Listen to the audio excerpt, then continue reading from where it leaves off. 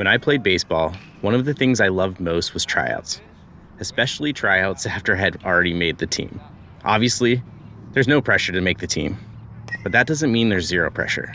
It just means you have a different goal than you used to. Take my senior year of high school in 2003. I was a starting middle infielder. My role on the team was secure. I jogged onto the field and began my warm-ups. I did my stretches, the lunges, the leg sweeps, the arm circles, the exaggerated but controlled motions that prepare you for the chaos of the game. I did this not just to prepare myself for the day's activities, but to show my younger teammates the right way to do things, to challenge them even. If the starting shortstop works this hard, imagine how hard you must have to work just to make the team. Next, I grabbed a teammate and started playing catch. I love how the rhythm of catch helps you get focused. I've always loved playing catch. I always loved baseball. When I was 3 or 4, I would play with my dad and brother every chance I got. I played with neighborhood kids too. Sometimes I had to agree to play basketball to get them to play baseball. Then the whistle blew and it was time to begin our drills. I went hard. Coach Hamilton didn't even have to tell me to. As I did my fielding drills, there was just one thing in the back of my mind. I hadn't infused. See, I have a rare medical condition called hemophilia B. Usually before any sort of game or competitive baseball activity, I would have taken the precaution of infusing, injecting myself with clotting factor 9. But I hate needles. Always have, still do. And back then, I would use any excuse not to infuse. I know, not smart, but it was only tryouts. But as tryouts ended, Coach Hamilton threw us the proverbial curveball, called for an impromptu scrimmage. I didn't want to look unprepared, so I volunteered to bat first. Took my stance in the batter's box. The first pitch came in, low and inside. I couldn't get out of the way in time. Pow! Pain exploded in my leg. I went down. I didn't want to show that it hurt, so I laughed it off. But I knew it was bad. Using my bat as a crutch, I stood up. I told Coach Hamilton I wanted to finish the at-bat. But each time I lifted the bat and stepped into the batter's box, I crumpled to the ground. Thankfully, Coach excused me from practice. But there was another problem. Between the baseball field and the locker room was a hill. Before, it had never even registered to me that this hill could be an obstacle. But in that moment, I was worried I couldn't reach the top. There I was, the future mountain climber, intimidated by a hill. Somehow, by limping or even crawling, I made it to the training room. I pulled myself onto the exam table, pulled down my knee-high sock, and looked at the damage. Already a bruise was forming. I'm still not sure if I imagined this part, but I swear I could see my calf muscle swelling in real time. But even if I couldn't see the swelling, I could definitely feel it. With every pulse of blood through my veins and my calf, the surrounding muscle protested in agony. I fought back tears. But I wasn't just hurting. I was furious that I didn't take care of myself by infusing. And now, because of that, I would miss significant time. This was supposed to be my year, senior year, where I could finally prove I was good enough. This bleed was particularly bad. I couldn't bear wait until the swelling dissipated. My doctors worried I might even develop compartment syndrome, basically permanent muscle damage. My calf needed over a month to heal. I missed the opening tournament of the season. My position was filled by a lower classman. He was good, better than I wanted to believe. So when I came back, my starting spot was questioned. I was madder, still mad at myself for getting hurt, and now mad at my coaches for seemingly taking my spot away. But I was also confused. I thought I had put in enough work, but that wasn't the case. It was a wake-up call. Maybe my effort alone wasn't going to be enough. Maybe I didn't have as much control as I thought I had. It wasn't the first time that my physical limitations would make me question whether I had what it took to succeed, and it wouldn't be the last. My name is Chris Bombardier, and I'm a mountaineer with hemophilia. From 2011 to 2018, I successfully climbed the 7 summits, the tallest mountain on each of the 7 continents. Since then, I've become the executive director of Save One Life. As a role model and a leader in the global hemophilia community, I've learned a lot since I climbed the 7 summits. It caused me to rethink my ideas about leadership and success, and to re-examine myself in the process. This is the final summit season 4, Re-Evaluating Success. This week, we're going all the way back to the beginning of my story. when I thought I was going to be a baseball player.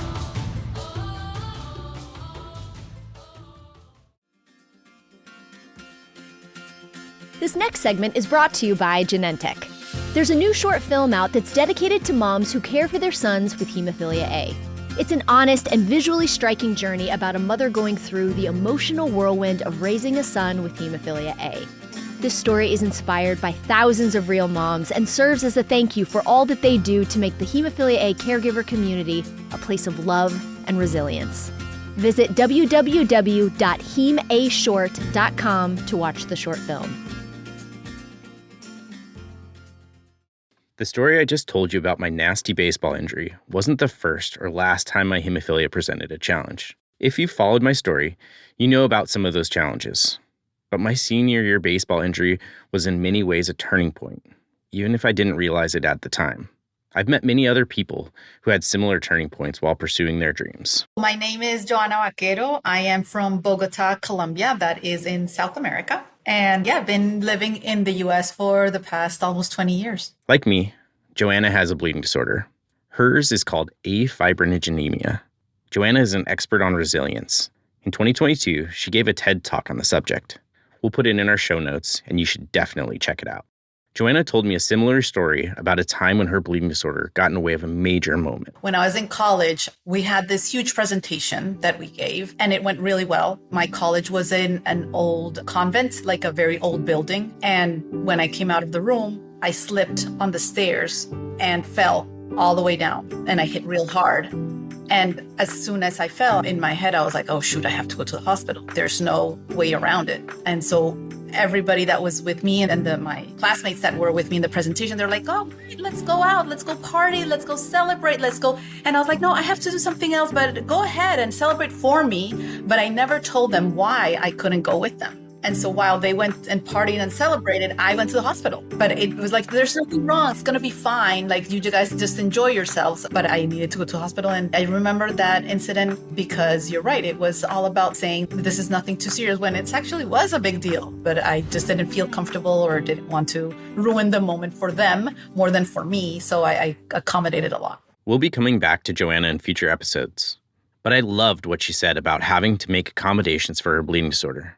It reminded me of something I heard from another friend and member of the bleeding disorder community. My name is Patrick James Lynch. I'm the founder and CEO of Believe Limited, and I have severe hemophilia A with a tolerized inhibitor. Way to go, tolerizing. That's awesome. Thank you. Patrick and I have been working together for years now. He directed the documentary about my climb of the 7 summits, Bombardier Blood. Unlike me, Patrick didn't have a dream that was especially risky if you have a bleeding disorder, like playing baseball is. When I think back to childhood dreams and what was I most interested in when I grew up, I didn't have like firefighter, doctor, or anything like that as a kid. I do remember being captivated by movies, and I do remember being swept away by theater and realizing that there was something people did that involved imagination and play and creating these stories and fantasy. I'm sure that there were a lot of bumps in the road as you were pursuing this dream. Did things go kind of as you expected they would go when you got into that field? And how did you cope with it when things did not go as well as you were hoping? Great questions. So I was lucky in college that from age 17, I had opportunities to work in professional theater companies, to be in and audition for notable film and television projects. So 22, 23, I had already had 5-6 years of pretty immersive opportunities to do the work, but more importantly, talk to people who were 5, 15, 50 years older than I was, who had Tony Awards, Emmy Awards, Oscar nods, etc., and to hear their stories and to hear their challenges and to get a more full picture of what success looks like as a workaday actor and what success looks like even if your name carries a bit of equity to it. Even still, people never knowing where their next job is coming from, having to miss out on important family events, the instability of it all, and the lack of power that actors have in the arts. Obviously, if you're Tom Cruise, you're of the top 0.0001%. That's different. But for most actors, you have so little power. Producers and executives and so many other people, directors, writers, so many other people are making bigger decisions about what the thing is. And I struggled with that. In our next episode, we'll come back to how Patrick dealt with those struggles. But when I was that age, 17, 18, I was going through similar challenges. Now that I'm almost 40 and look back on my past goal of becoming a baseball player, it's natural to wonder about the road not taken. Every kid who dreams of becoming a professional baseball player dreams of making it to the major leagues. But there are many challenges on the path to the majors, and the numbers highlight just how difficult it is for players to succeed. A high school baseball player's chances of ever playing in the major leagues are quite low. Only 7.3% of high school baseball players go on to play college baseball, and only 0.5% of college players get selected in the MLB draft, according to the NCAA. And only a small percentage of those selected will reach the major leagues. Sure, there's a chance I would have wound up a big leaguer, but even if I had stuck with baseball, there was no guarantee I would have been a star. I could have easily faced similar struggles to what Patrick was talking about. I could have spent years toiling in the minor leagues, living in motels, infusing on buses, and if I was lucky, doing all of that with health insurance. Hemophilia or no hemophilia, becoming a Major League Baseball player is just a difficult dream to achieve. So is becoming a movie star. But Patrick isn't the only one in the bleeding disorder community who had dreams of pursuing acting. My name is Amy Board. I work at Believe Limited, and I'm the co-host of the Bloodstream podcast. And I am not affected by a bleeding disorder, but I have been in the community as an advocate and as a camp director, as an executive director, and now as a producer and co-host of a podcast now for over 20 years. 20 years? That's wild. You're like honorary bleeder at this point. So before you became part of this bleeder family, and as you were growing up, what was your dream as a child? What did you envision your life becoming? I think I was a really smart, outgoing, bubbly child that got shamed a little bit very early on when it came to academics in school. And I found theater, like music theater, when I was really right out of the gate, like I was 9. And it just fit like a hand in a glove. It was just what I was going to be. It was just who I was. I was so natural on stage. I was a singer that needed a lot of work. Actually, I didn't really become like an accomplished singer until I was much, much later in my college years. That was a nightmare. But I was a sweet little dancer, and I had perfect comedic timing as a child. I look back at those videos of myself as Annie, and my jokes were just on the money. I was 11 years old, and they were just laser sharp. I knew exactly what I was doing. God bless, but I was so funny, and I just knew I wanted to be an actor. I just knew I wanted to be an actor. I just wanted to be on the stage. I had a fairly vivid imagination as a kid, obviously, and all I dreamed about was being on the screen, being on stage, being famous, being the center of attention. This sounds terrible, but like all of it. I never dreamed about a family. I never dreamed about children. I never dreamed about anything else. It was just to be on stage and to be an actor. What was it about being an actor that you liked the most? What aspect of it like really filled your cup? I think it was so natural in my body. It was just this thing that I felt even when I wasn't good, which I had many hardships in acting. And actually, to tell you the truth, I was never immediately good at anything. So in high school, I never made the top choirs right out of the way. I didn't audition well, but I had this sturdiness within me that I attribute to my parents. I was always ready to, be myself in a way that I was able to break through every single time in high school and in college and then professionally. And it just felt so natural in my body. I just knew it. But just like me, Amy realized that her dreams weren't quite working out how she expected. When I first graduated college, I went to New York to give it a go. And I really struggled. I hated it. I didn't do well. And I bombed all of my auditions. I remember bombing all of my auditions. And I had this one audition where it wasn't in my body. I told you it wasn't in my body. But I remember leaving, and I got called back over and over. And I remember being like, I think I booked that job. I think I booked that. And I was so terrible. And it was like I was floating above myself. It just didn't feel sturdy at all. And I ended up coming back to Denver after New York because my mother fell down some concrete stairs and broke her elbows. And I was so depressed that I went home. And I went home And then I got a call about 3 weeks later that I booked that job. It was a role too. I had one agent that I was working with that hadn't signed me yet, but she was interested and she told me, the first thing you need to do is to book a non-union tour, a tour across the US. And this was a non-union tour and it was a role. It was an actual role. And it was George M. It was a tap show. It was like George M.'s sister Josie. So it was a great little Amy role. And I didn't take it. It was $200 a week and I didn't take it. I decided to stay home and to get out of debt from all the stuff that I bought in New York and to work at the Union House in Denver to try to get my equity card. And I look back, that is the choice, the trajectory that I made. That's the decision that haunts you a bit. A little. I just wonder what my life would have been like. Yeah. And I like my life. I don't know if I would have met you. I don't know if I would have met my husband. I don't know. All of these stories, Joanna having to miss a celebration after a bad fall, Patrick having to consider health insurance when planning his acting career, and Amy choosing family over opportunity. They all might not seem to have much to do with my baseball injury, but I see a common thread. All of these moments forced us to face the possibility that our ambitions might not fit reality. In some cases, our bleeding disorders played a major role, but there's rarely just one reason why things don't work out. My baseball career didn't quite end when I took that fastball off the calf. When I returned from my injury, things were never the same. I struggled and lost significant playing time. My dreams of playing Major League Baseball floundered, and even college baseball seemed out of sight. It was demoralizing.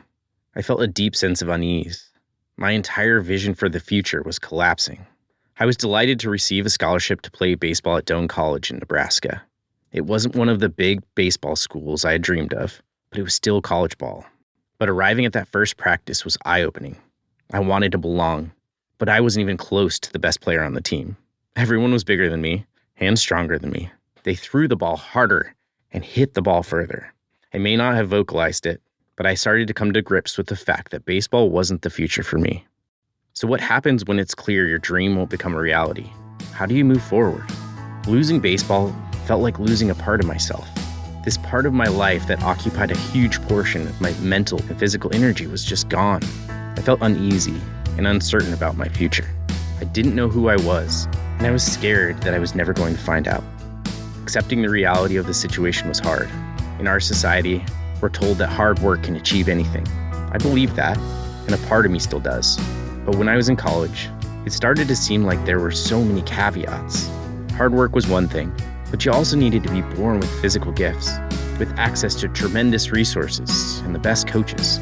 I still had so much to learn about myself. But one thing I did know by the end of college was that becoming a professional athlete was no longer within my definition of success. As I would go out into the adult world, I would need to find a new definition. That definition would change over time. It's been almost 20 years since I was a college baseball player. I've grown as a person, become a husband and a father, climbed the 7 summits. When I think back to my time playing baseball, I see many things I could have done differently. In sports, it's easy to focus on winning as the only sign of achievement, but there are many ways to succeed. You succeed by improving every day. You succeed by communicating with your teammates and coaches, even when you're frustrated with each other. You succeed by remaining a support system for each other through ups and downs. It took me over a decade to realize the amount of pressure I put on myself in baseball. I thought I needed to be perfect at all times. I would beat myself up for making an error or striking out. Instead, I could have leaned on my teammates and realized no one is perfect, especially in baseball. I could have looked at the bigger picture and focused on the amazing skills I was building for life. Don't get me wrong. I think everyone should have dreams and push hard for them. But we also need to focus on the journey. I used to think my baseball career was a failure. I had mixed emotions thinking about how it ended. Now, I can appreciate that it was a success on so many levels. It's something I should be proud of. My hard work led to so many amazing opportunities that I would never trade. So when we pursue our dreams, let's not focus on the destination alone. Let's realize that every step we take towards our destination is a success in its own way.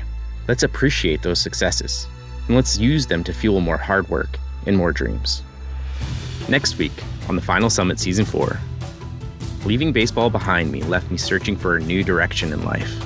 This brought me to a global community of people with bleeding disorders.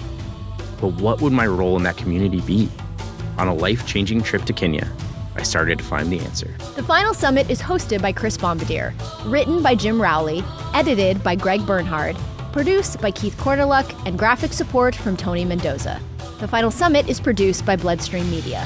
For more information or to start a podcast of your own, visit bloodstreammedia.com.